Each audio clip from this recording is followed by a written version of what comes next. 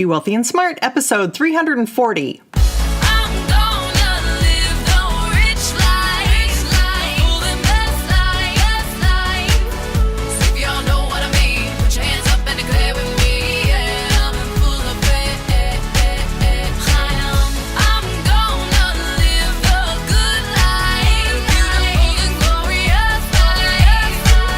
Step into a world of wealth and financial freedom without budgets, boredom, or bosses on Be Wealthy and Smart. And now, here's your host, Linda P. Jones. Welcome to Be Wealthy and Smart. I'm Linda P. Jones, America's Wealth Mentor, empowering women and men worldwide to financial freedom.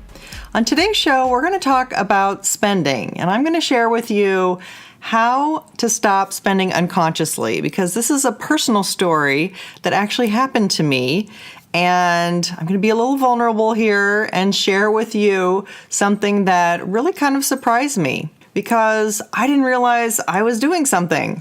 But I'm going to share what that is with you today in the hopes that it might make a difference for you. Well, recently I was shopping and trying on some different clothes, and I bought a couple of velour sweatsuits. I like to wear sweatsuits around the house when it's comfy, and these were nice velour ones. I bought a black one and a gray one, and I looked at some other pieces. There were, other velour tops that could kind of mix and match with them, and I decided, no, I don't like any of those. Then recently after that, I was at the store, and the tops that I had seen that mix and match with the velour sweatsuits I just bought were on sale. So I picked out 5 different ones and decided to try them on, even though the week before I didn't like them. I already decided I didn't like them no matter what the price, but now that they were on sale, I was actually considering them.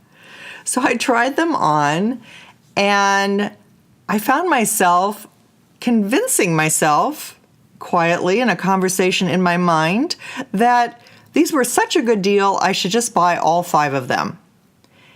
And because I had literally had the thought the week, a few days before that I didn't like these tops, I caught myself. How can I want to buy 5 things that just recently I consciously thought, do I want more? And I decided I didn't like any of them. But now that they're on sale, I literally was almost automatically just going to be like, done deal, buying 5 of these. And it was crazy because I literally was convincing myself they were just such a good deal that I really should get them. And then I thought, wait a minute, I don't even like them. And I thought, do I want 5 of these in my drawer? How am I going to wear 5 of these? I mean, am I not going to wear the ones that I really like that I just bought because these ones that I don't like I have in my drawer? No, I'm not. I'm going to pick the ones to wear that I really like. And suddenly it made sense to me how you and I can get tags on clothes that hang in our closet that we never wear. Those things that we thought we liked, we thought they were a great deal, we thought they were a good thing to buy, and we bought them, and they're hanging in our closet a year, 2 years later with tags on them that no one has ever worn.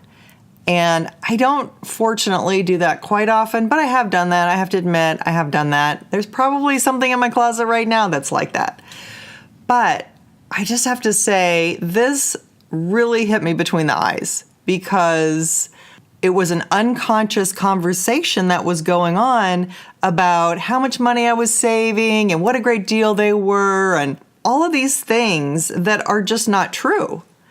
And this is how we get clutter and clothes that we don't wear because it's based on price. And if we really liked them, we'd be wearing them. They wouldn't end up with tags on in our closets. And that's how our closets get full of shoes and clothes that we collect. But the reality is, you can only wear one top at a time. I can only wear one velour top or sweatsuit at a time. I can only wear one pair of shoes at a time. And so if we're in this collecting mode that we collect things, we're collecting clothes, we're collecting shoes, think about this. If you collect shoes, like many women are encouraged to do, and you have 30 pairs of shoes and you wear one a day. It'll take you 30 days to get back to that original one. But that's not how it goes. You don't usually wear all 30. You wear a few pair all the time.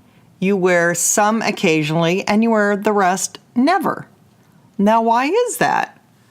Well, you have some that you really liked and you bought because you really liked, and they go with everything and they're comfortable.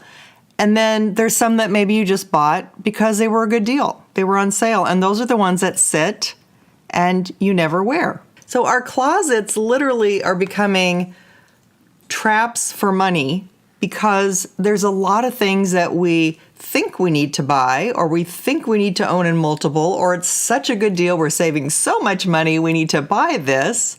But the reality is you can't get around to wearing all those pairs of shoes.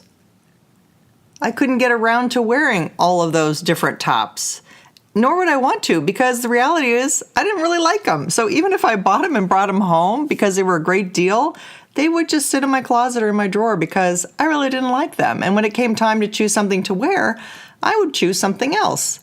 So this is craziness, how we are letting our closets just have money that sits there that we don't even wear. When people's retirement are going unfunded, when people are not having enough money to retire on, or have enough, their accounts aren't large enough, or they're not funding their 401k or an IRA for retirement.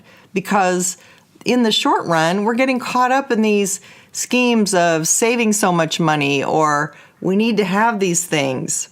So the next time that you're buying in multiples, ask yourself, do I really like these things? Do I want to wear these tomorrow? Because if you don't want to wear it tomorrow, if you're not excited about wearing it tomorrow, then you don't really want it. And saving by spending is a real fallacy.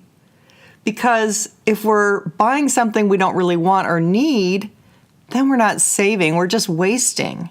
The only real saving is putting money into an account where your net worth increases. So think about that. How can you put money into an account where your net worth will increase? Because that's the true saving. It's not spending is saving. It can be, but only for things that we really use on a regular basis.